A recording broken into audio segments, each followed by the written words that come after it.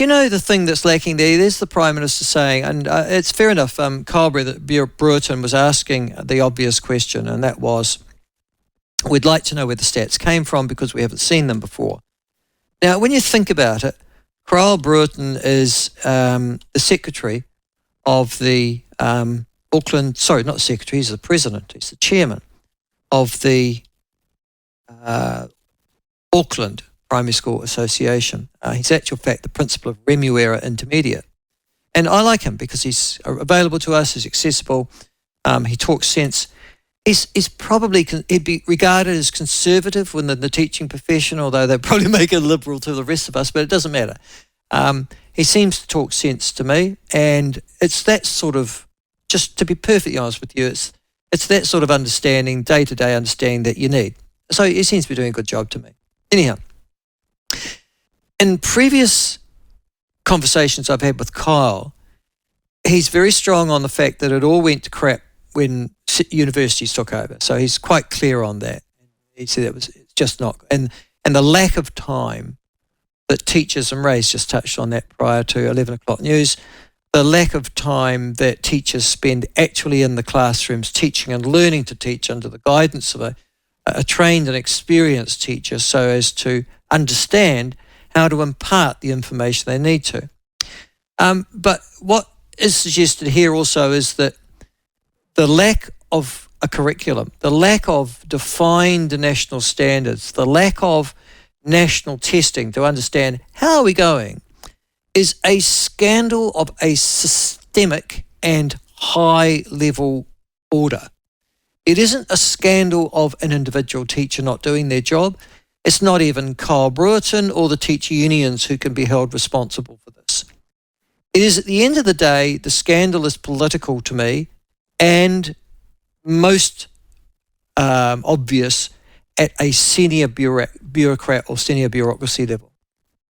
So if we've got 22%, honestly, the people that I would be arresting and charging, quite frankly, for criminal neglect would be the former ministers of education prior to Erica Stanford. And I'd keep on going back, including the National Party in there, as I've said. But I'd also be saying, what the hell was the chief executive of education paid, what, $450,000 a year doing? And all of their advisors, all well paid over $200,000 a year. What have they been doing? How could you, with thousands of people employed by the Ministry of Education, preside over the institutional chaos that exists throughout New Zealand's schools and is demonstrated in our assessments, both national and international? I mean, these people have betrayed this country. They have sabotaged it with their own inherent, and it would seem, instinctive uselessness. And that they were allowed to retain their positions in those state bureaucracies and be paid huge sums of money to preside over this kind of neglect and negligence. It is a complete and catastrophic failure of our political system. Our political system is people, we elect these idiots.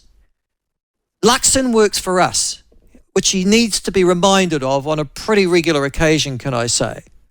Luxon works for us, and so do all of his ministers, and so do all the members of Parliament. We pay their salaries.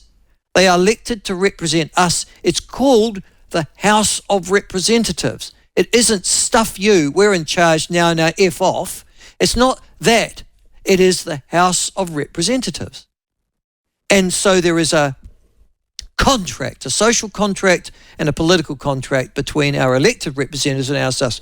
We'll give you this job if you go in actual fact fix it or do it or make it better or make New Zealand a more constructive or creative or growing country where we can all have a stake in the society of which we want to be a part of.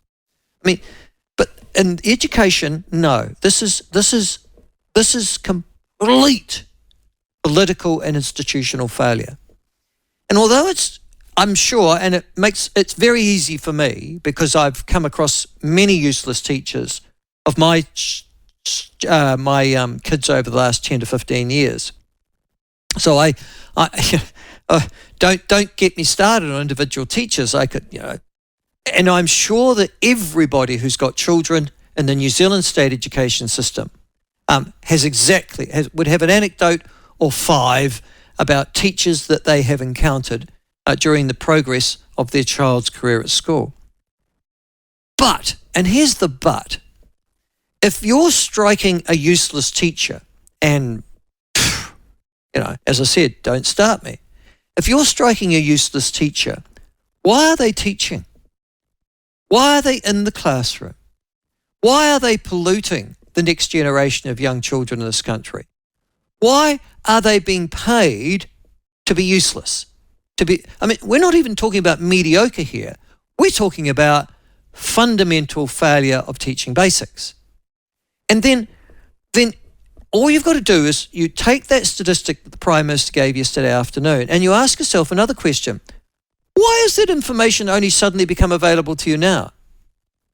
How come now, only now, do we actually know, as courtesy of the Prime Minister's speech to the National Party conference yesterday, that we've got a crisis in teaching? I mean, we know we've got a problem, but yesterday went from being a problem to a crisis. It went from being we're still sort of in that sort of top tier of sort of we're maybe not the top tier, but we're hovering around the sort of middle we're sort of in the bottom 2/3, but at least, we're above zero sort of stuff, which is how we tried to explain away our PISA international rankings for the last 10 years. But on the other hand, that's going to move from that into almost 80%. Almost 4 out of 5 children, years 0 to 8, slightly worse for Maori, but doesn't matter. I mean, the reality is it's bad for everybody, aren't at anywhere near the maths level that they need to be for kids this age. And I've talked to you before about really smart students in this country going overseas with their maths education or engineering training and suddenly working out how far they are behind students of similar intelligence at other institutions in Canada, the United States, Australia, and the UK. So all I'm saying is there are some people who need to be held to account. We've just had a Royal Commission on Abuse in State Care. I'm struggling to see who's being held to account for that. And now we've got an educational crisis, which suggests that we have failed generations of kids now. I mean, plural, in our most basic compulsory state education system. And yet, is there anybody being remotely held to account for this failure? No. And this is the point that I'm trying to make from that. Because we don't see anybody held to account, because there doesn't seem to be any responsibility shifted to those who have received enormous sums of money, both personally and professionally, over that time period that we're talking about, because we don't actually see a consequence for action, we, i.e. the great unwashed, no, I'm being pejorative here. No, we, the employers of all these people, the people that they tax to make the system work and run, the people for whom ostensibly the House of Representatives is for us, we lose faith. We lose faith in the process, we lose faith in the institutions, we lose faith in politics, and we lose faith in just about everybody who's being a party to this kind of failure and neglect. And at that point, ladies and gentlemen, you don't have a democracy, you have an oligarchy run by the professional elites, and the rest of us simply get farmed like serfs and for our tax revenue to support those who would like to be held in the luxury to which they've become accustomed. That is New Zealand's political system in a nutshell.